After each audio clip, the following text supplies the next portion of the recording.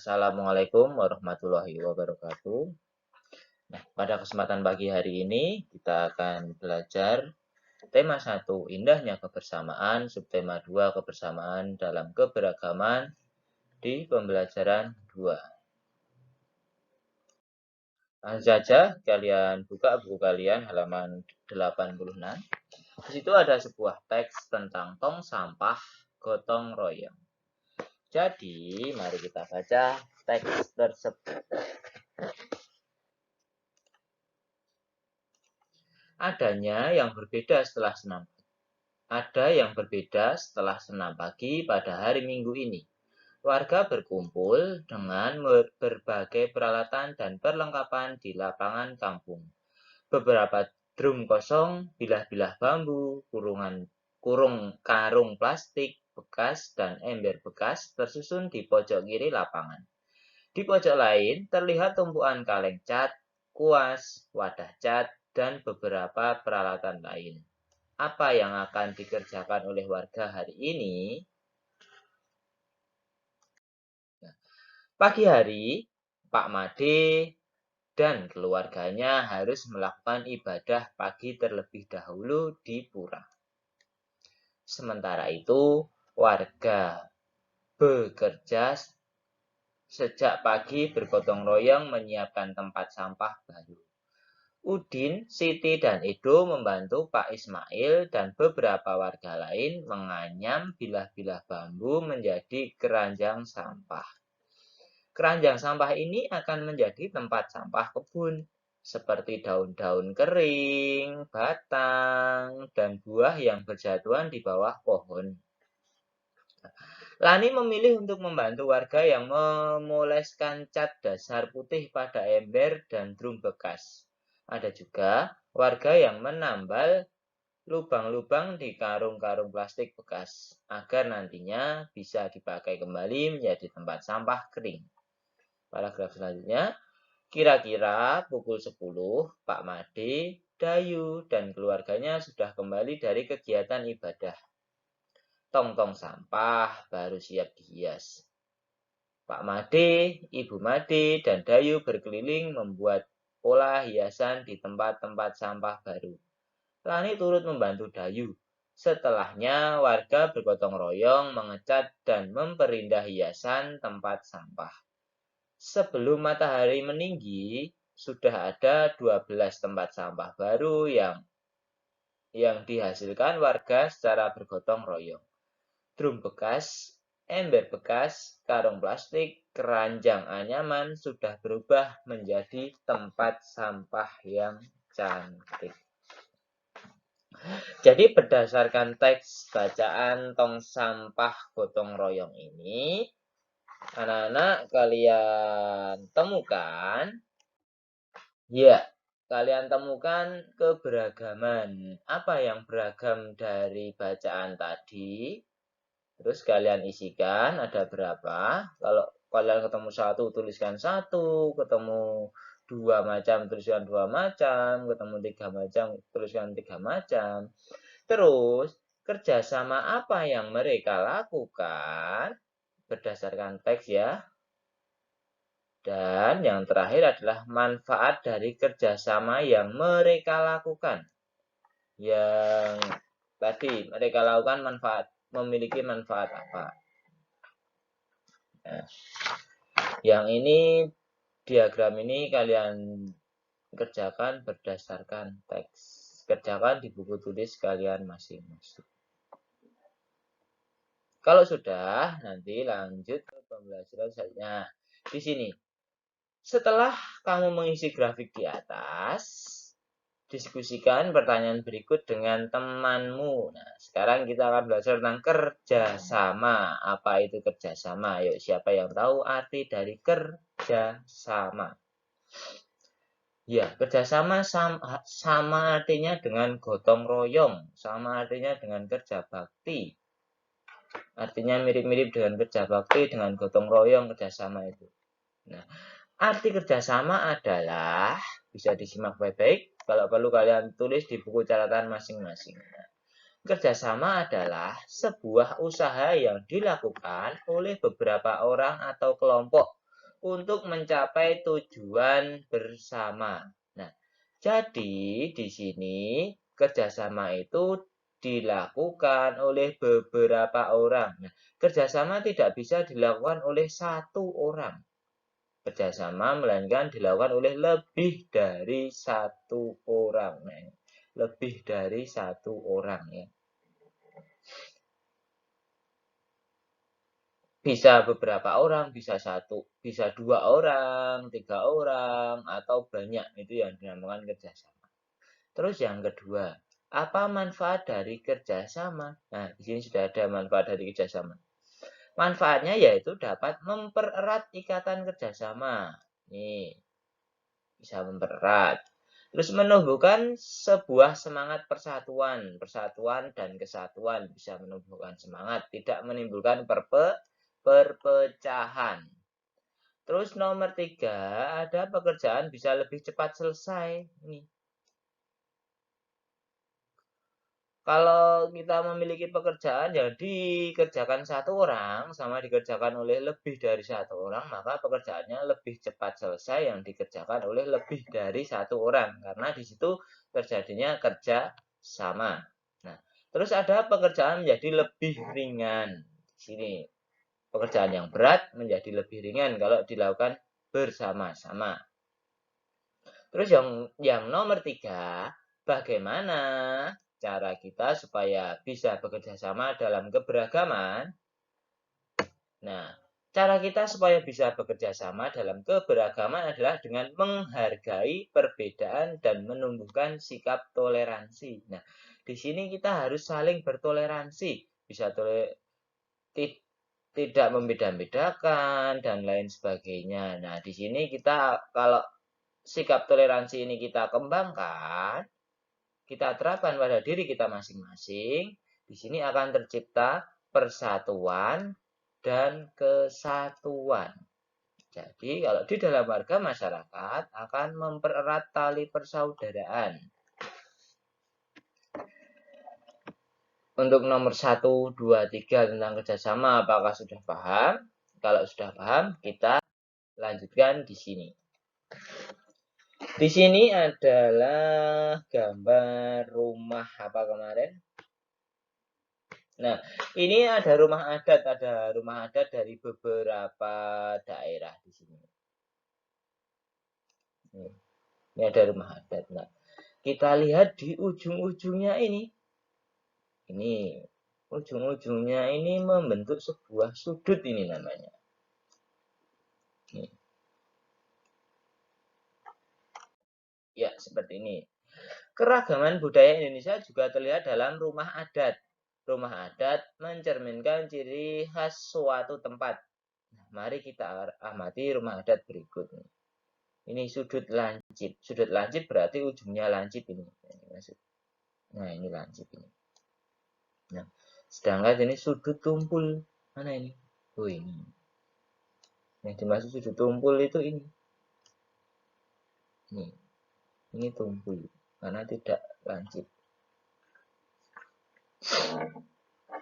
Nah, agar lebih paham, kita pelajari lagi berikut ini. Nah, ini yang dinamakan sudut. Sudut itu gambarnya seperti ini. Nah, salah satu gambarnya seperti ini ya. Nah, sudut merupakan sebuah daerah yang terbentuk dari dua buah sinar garis yang bertemu di satu titik pangkal yang sama. Nah, ini sinar garisnya yang ini. Yang nomor 1, 2. Berarti sudut itu terdiri dari dua buah sinar garis ini. Yang lurus ke atas dan yang sini.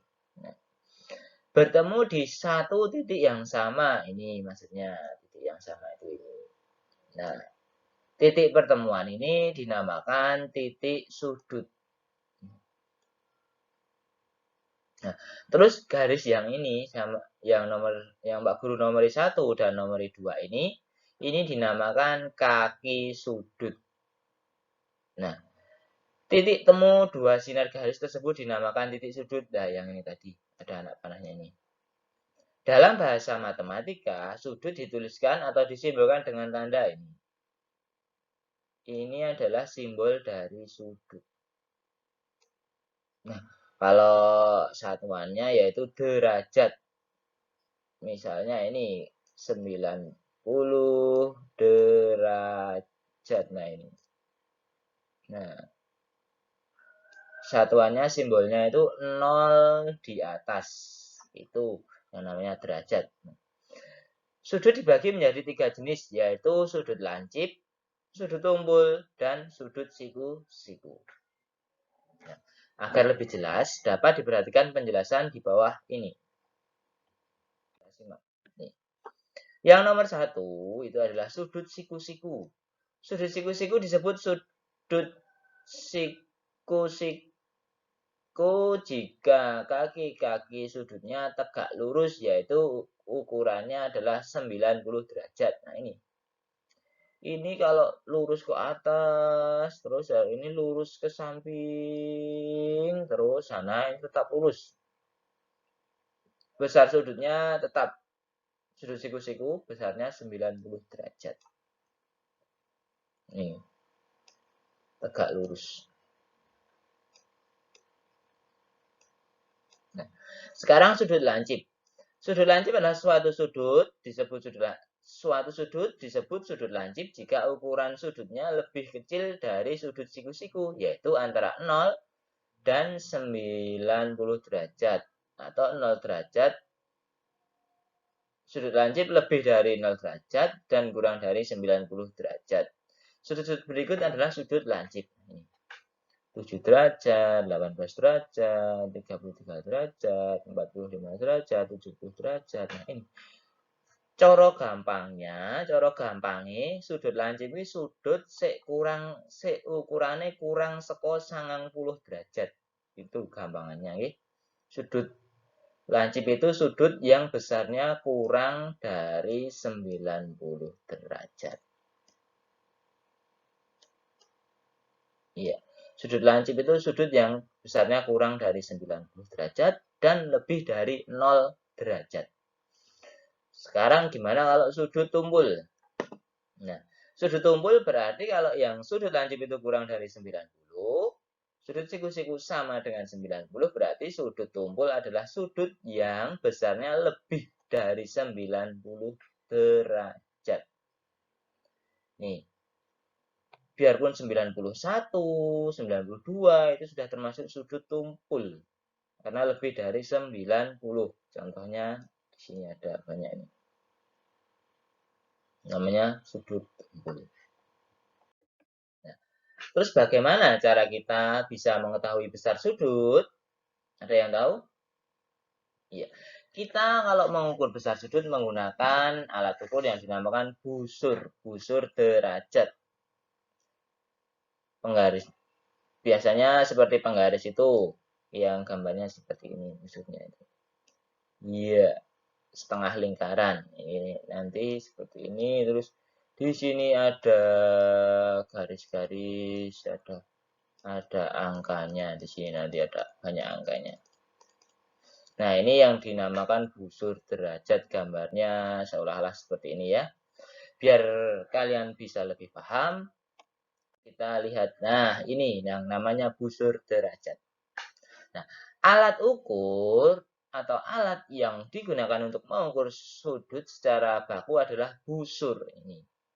Jadi, yang namanya busur. Dilambangkan dengan ini. Seperti simbol lebih besar, tapi kalau lebih besar kan seperti ini. Tapi kalau sudut itu yang bawah lurus. Sudut ini sudut. Pak Guru singkat SDT. Kalau ini perbandingan lebih besar. Lebih dari. Ini lebih dari, ini lambang dari sudut. Bedakan ini lurus, ini agak ke bawah. Nah, satuan sudut yaitu derajat yang tadi simbolnya 0 kecil di atas. Nah, untuk mengukur sudut secara lebih akurat, mulai sekarang kamu dapat menggunakan busur derajat seperti gambar berikut ini. Kalian sudah menyiapkan busur derajat kan?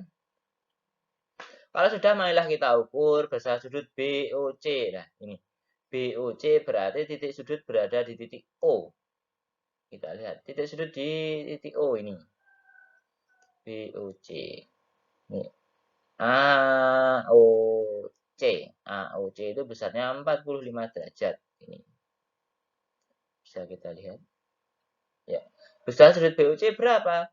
B, ini B, ini O, ini C. Nah, besar sudut BOC berapa? Nah, di sini sudah kita lihat. BOC itu juga sama dengan 45 derajat. Sekarang yang COD. Ayo, sudut COD, titik sudut ada di O. Itu juga 45 derajat. Ini ada di tengah-tengah ini. Sudut DOE juga ada 45 derajat. Jadi untuk keseluruhan, ini busur itu, sudut itu, kalau garis lurus itu besarnya adalah 180 derajat. Ya, untuk keseluruhan 180 derajat. Nah, sekarang berapakah besar setiap sudut berikut? Nah, di sini bagaimana cara mengukurnya ini? Ini kan sudah terlihat loh. Di sini titik sudutnya ada di ini, gambar ini. Ini kaki sudut, ini juga kaki sudut. Tinggal kita lihat di sini dipaske dengan angka 0, dipaske dengan angka 0. Nah, nanti kaki sudut yang ke atas itu mentoknya di berapa ini? Oh, di angka di tengah-tengahnya 40 dan 50, berarti ada di 45 derajat. Nah, terus kita lihat yang kedua di sini. Di sini ini titik sudutnya ini. Ini kaki sudutnya di titik 0. Kita lihat yang satu. Oh, pas ini. Di tengah-tengah pas 90 derajat. Berarti untuk besar sudutnya adalah 90 derajat. Nah, ini. Untuk mengukur sudut ABC, tempatkan busur di atas gambar sudut sehingga titik pusat busur terletak di titik sudut B dan alas busur berimpit dengan sisi BA. Perhatikan gambar berikut. Nah, ini contohnya jika ada suatu sudut yang harus kita ukur. Ini sudut harus kita ukur. Nah, nanti di titik B ini harus pas dengan angka 0. Kok angka 0? B ini harus pas di tengah-tengah. Ini. Seperti yang Pak Guru garis biru ini contohnya. Lihat garis biru. Nah, B nanti ada di ini. Ini hanya sebagai contoh. B ada di ini. Terus yang A itu ada di titik 0. Ini, seperti ini. A itu lurus jajar di titik 0 sini. Nah, nanti tinggal kita lihat yang titik C. Titik C nanti ada di berapa. Nanti gambarnya jadi seperti iya, seperti ini. Ini B itu ada di titik sudutnya. Yang A itu 0. Yang C itu besarnya ada berapa. Kalau kita lihat di sini itu besarnya ada 40. Sebentar. Di sini 0, 10, 20, 30, 40, 50, 60. Wah, ini. Berarti sudut ini adalah besarnya 60 derajat. Nah, berikut itu adalah cara untuk mengukur sebuah sudut, yaitu dengan menggunakan busur derajat. Sangat mudah, bukan? Iya, sangat mudah sekali. Besar sudut dipengaruhi oleh kaki-kaki sudut. Ya, ini tadi kaki sudutnya. Misalnya, kalau sudut yang ini kakinya adalah C dan A, atau A dan C itu adalah kaki sudut. Jika jarak kaki sudut semakin jauh, maka besar sudut semakin besar ini. Jika A dan C jaraknya semakin jauh. Nah, ini kalau di sini kan, di sini 60. Nah, kalau yang C nanti di sini, C. Nah, ini kan jarak dari A dan C ini semakin jauh. Maka besar sudutnya juga semakin besar. Cara gampangnya nek kaki sudute adoh-adohan kuwi ukuran sudute luwih gede. Itu cara gampang. Itu adalah cara lebih mudah untuk memahaminya. Nah, sekarang tugas kalian yaitu adalah gambarlah sebuah sudut-sudut berikut ini. Ini ada. Yang pertama itu adalah sudut BAC adalah 30 derajat. Jadi nanti titik sudutnya ada di A, ada di tengah. Ya, paham? Seperti yang tadi, kalau tadi ada sudut ABC, itu titik sudutnya ada di B. B itu ada di titik sudut itu di, yang namanya titik sudut adalah pertemuan dari dua kaki sudut tadi. Terus ini sama ya, DEF 60 derajat, sudut ABC 75 derajat, titiknya ada di B. BDA 110 derajat, titiknya ada di D, dan FGH itu 170 derajat, titiknya ada di G. Nah, gambarlah di buku kalian masing-masing. Ya, terima kasih. Sampai jumpa. Demikian untuk pembelajaran tematik tema 1, subtema 2, pembelajaran 2 pada kesempatan pagi hari ini. Akhirul kalam. Wassalamualaikum warahmatullahi wabarakatuh.